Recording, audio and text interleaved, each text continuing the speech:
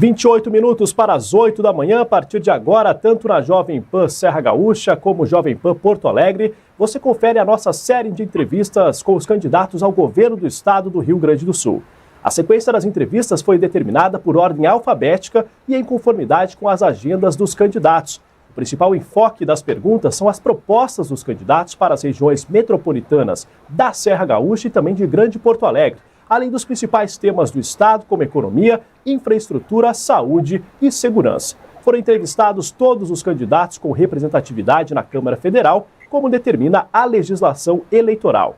Hoje o nosso convidado é Eduardo Leite, do PSDB. Lembrando que cada político teve 15 minutos para se apresentar e também apresentar os seus projetos. Candidato, a partir do seu bom dia, começamos a contagem do tempo na tela. Bom dia e obrigado pela presença. Muito bom dia Eduardo, bom dia aos amigos que nos acompanham aqui, é um prazer poder conversar com vocês, estamos muito animados nessa reta final, com a perspectiva aí de uma vitória da população reafirmar o nosso caminho em direção ao futuro do Estado, sabendo que não tem tudo resolvido, que o Estado ainda tem muitos problemas, mas que a gente avançou nesses últimos anos e que queremos continuar avançando nesse caminho de forma segura, tranquila e serena em favor do futuro do Rio Grande do Sul.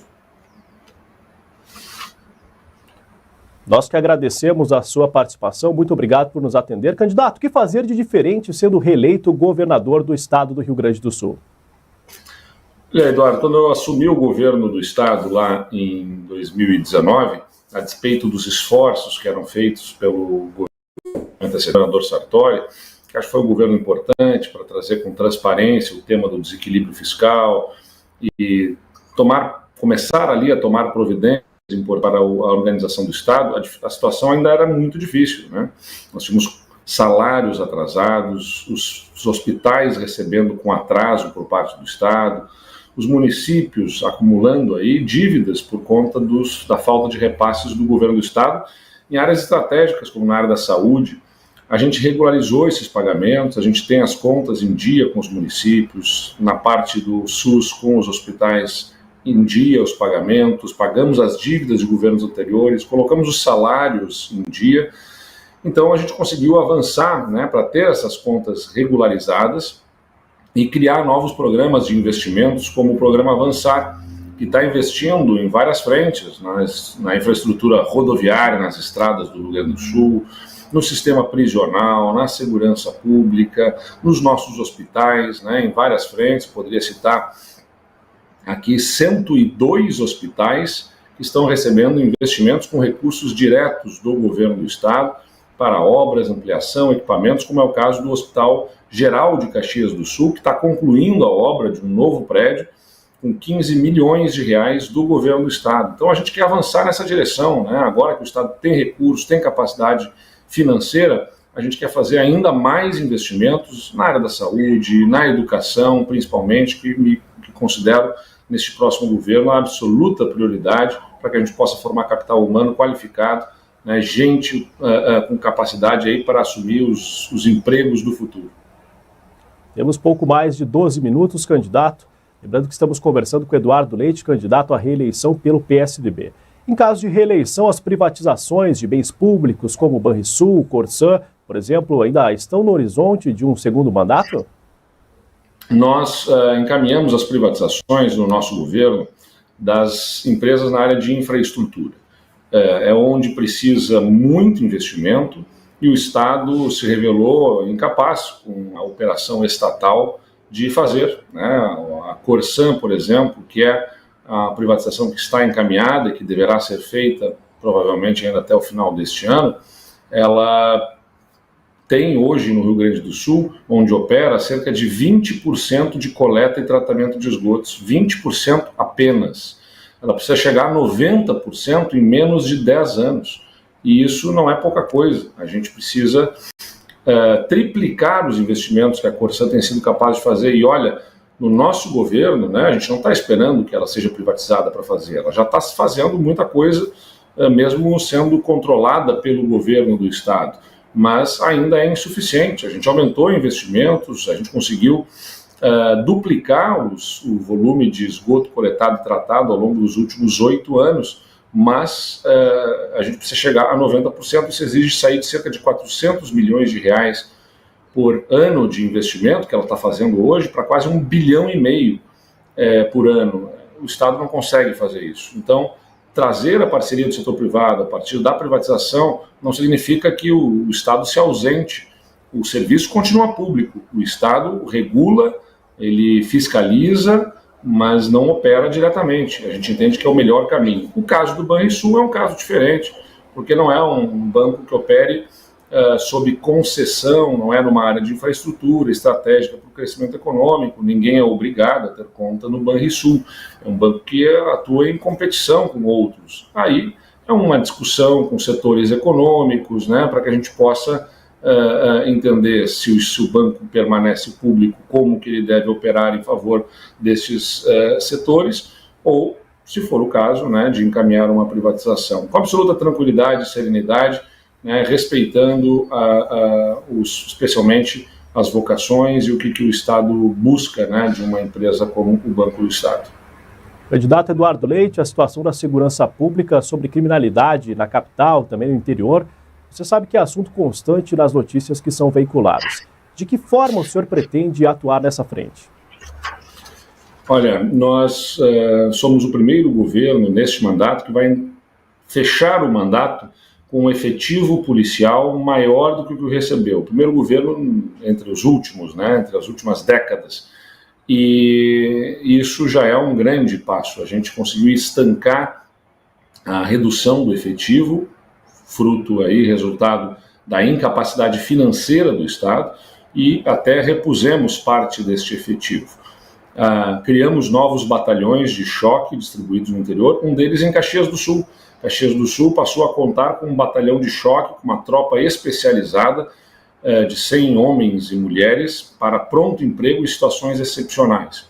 O investimento na renovação das viaturas feitas pelo Estado neste governo é o maior dos últimos governos, né? E todas as viaturas adquiridas pelo governo agora são semi-blindadas para dar segurança para quem faz segurança.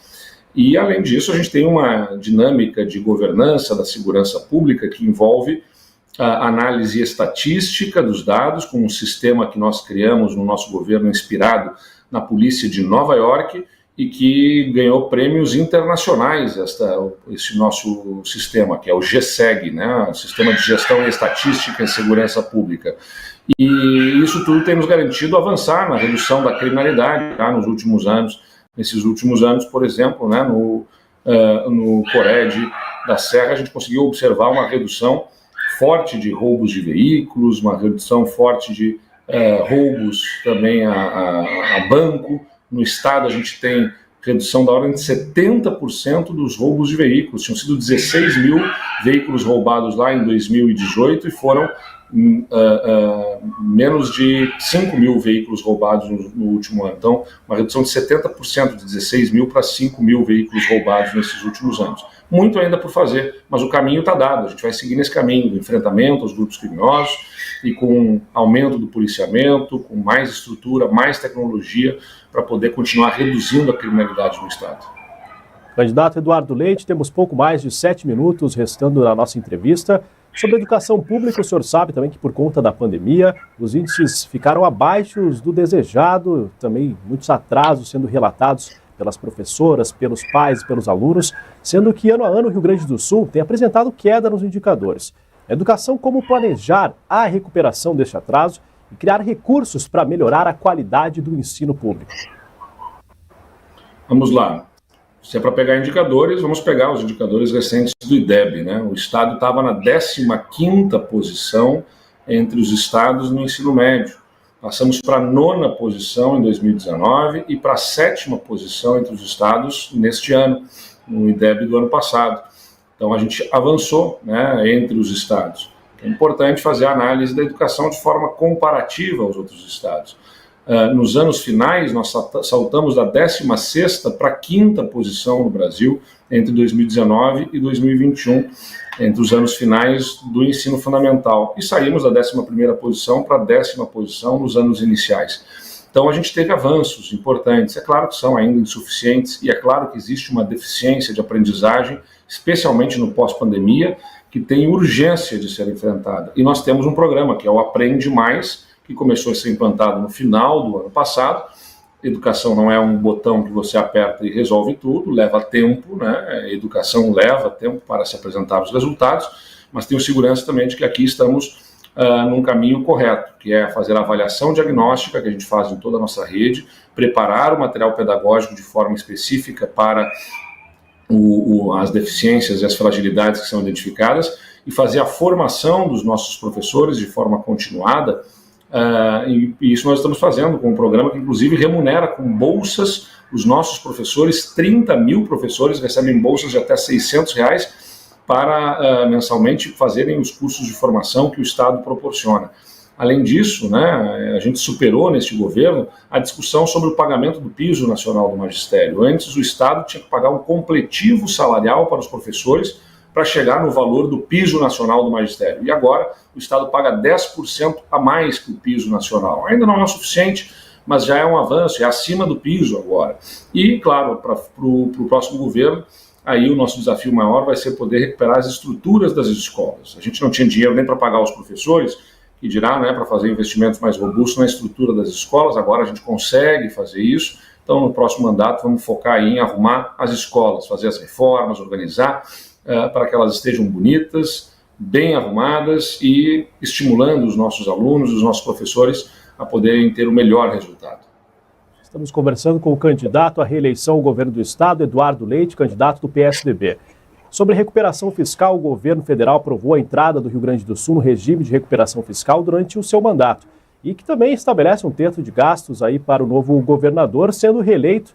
Como que o senhor pretende dar andamento neste plano? O regime de recuperação fiscal é a forma responsável de nós enfrentarmos os problemas, né? O Estado tem uma relação entre ele e a União, né, de devedor e credor. O credor cobra a conta, o devedor tem que pagar a conta, né? Então a gente tinha um liminar que nos permitia ficar um período sem pagar a conta porque estávamos num processo de renegociação. Pois bem, chegou o momento de assinar o regime de recuperação fiscal e isso nos ajuda a ter uma economia ao longo desta próxima década de 19 bilhões de reais. Ao invés de voltarmos a pagar as parcelas cheias, o Estado vai fazer o pagamento, como já está fazendo, de forma gradual. Então é isso, é sobre nós mantermos disciplina, organização, cuidado com as contas, para não voltar a ter os desequilíbrios do passado. Os meus adversários, eles atacam o regime de recuperação fiscal de forma irresponsável. Não aderir ao regime significaria ter que voltar a pagar a parcela integral. E a parcela integral nos tiraria 19 bilhões de reais ao longo desta década. 19 bilhões de reais que faltariam à educação, à segurança, à saúde. Então nós estamos seguindo o caminho correto, responsável para manter as contas do Estado equilibradas. Candidato, falamos de educação, falamos de segurança, falando de saúde. Como manter os leitos via SUS nos hospitais e acelerar a fila de esperas para leitos, exames e também cirurgias na Serra Gaúcha e em todo o estado? Nós, como já falei aqui, desenvolvemos um programa de investimentos para ampliação de estruturas dos hospitais. São cerca de 400 milhões de reais só na parte hospitalar, para equipamentos, para novas tecnologias, obras de ampliação nos hospitais. Um grande exemplo, como eu já disse, é o Hospital Geral de Caxias do Sul, que passa a ter recursos para concluir uma obra importante que vai aumentar leitos, em mais de 100 leitos aí para o Hospital Geral de Caxias do Sul atender a região. Obra importante com recursos do Estado. Vejam, aquele Estado que nem pagava as contas em dia, agora consegue fazer um investimento importante como esse. Além disso, nós reorganizamos a política de incentivos hospitalares, que é o recurso que o Estado passa para os hospitais, inclusive para complementar o que falta do Ministério da Saúde, porque a tabela do SUS não é reajustada há mais de 20 anos. Então o Estado complementa recursos através de incentivos hospitalares. E nós reorganizamos essa política de incentivos, fazendo com que a gente possa estimular aí novos ambulatórios de especialidades. Vou dar um exemplo aqui, né? A gente aumentou os ambulatórios de especialidades de 101 ambulatórios distribuídos no estado para 300 ambulatórios de especialidades. São clínicas médicas especializadas, contratadas pelo governo do estado, especialmente junto aos hospitais, para atendimento especializado. Por exemplo, isso nos permitiu fazer com que a região da Serra, né, a macro-região da Serra Gaúcha, passasse a contar com um ambulatório especializado de urologia, que antes não tinha e agora tem, contratado pelo SUS, fazendo com que pacientes deixem de se deslocar para outras regiões e passem a ser atendidos na sua própria região. Então, a gente aumenta o número de consultas contratadas pelo governo do estado e, assim, é claro que tem uma demanda reprimida, que, né, ainda leva tempo para ser reduzida, e esse processo se deu especialmente no final do ano passado para cá. Então, ao longo dos próximos anos, vai se fazer sentir um melhor atendimento nas especialidades médicas. Esse candidato Eduardo Leite, do PSDB, candidato à reeleição ao governo do estado. Temos pouco mais de 10 segundos. Eu já vou encaminhar para o encerramento, candidato, lhe concedendo a disponibilidade de mais 30 segundos para o senhor se despedir. Já agradecendo, é claro, a sua participação e a sua disponibilidade. Muito obrigado. Eu quero apenas agradecer aqui a Jovem Pan, a ti pela entrevista e destacar o povo gaúcho que nos acompanha. É claro que tem problemas, é claro que tem muitas dificuldades, mas o estado avançou, melhorou, está no caminho correto e não pode voltar a estaca zero, né? É perder tempo, é perder energia. Nós não queremos aqui a mesma briga que está no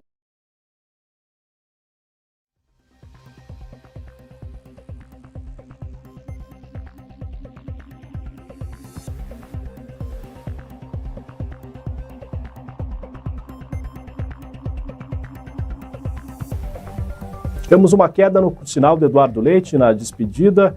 Peço desculpas ao candidato, né? Estava nos 5, 10 segundos finais, mas essa foi a nossa entrevista. Acho que ficou bem claro as propostas, as diretrizes desse possível segundo mandato do Eduardo Leite, do qual ele se dispõe a sendo candidato neste ano ao governo do estado. Essa foi a nossa entrevista, então, com o candidato ao governo do estado do Rio Grande do Sul, Eduardo Leite, do PSDB.